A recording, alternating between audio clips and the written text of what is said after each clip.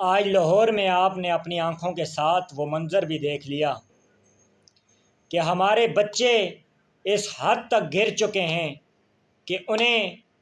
یہ پتہ نہیں ہے کہ ہمارے اسلاف نے اس پاکستان کے لیے کتنی قربانیاں دیں، اور یہ پاکستان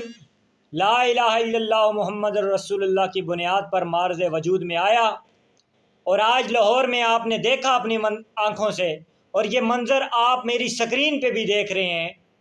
کہ وہ بچہ بورڈ کے اوپر لا الہ الا اللہ محمد رسول اللہ لکھا ہوا تھا،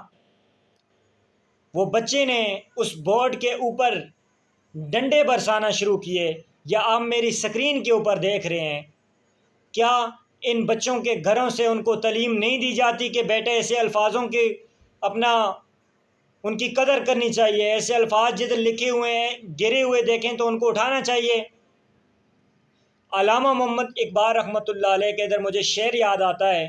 علامہ فرماتے ہیں کہ ایک افرنگی اپنے بیٹے کو نصیحت کر رہا تھا کہ مسلمانوں کو ایسی تعلیم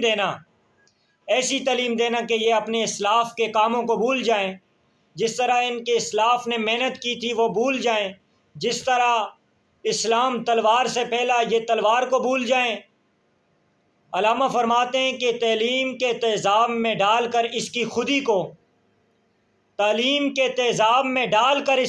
کو ہو جائے ملائم،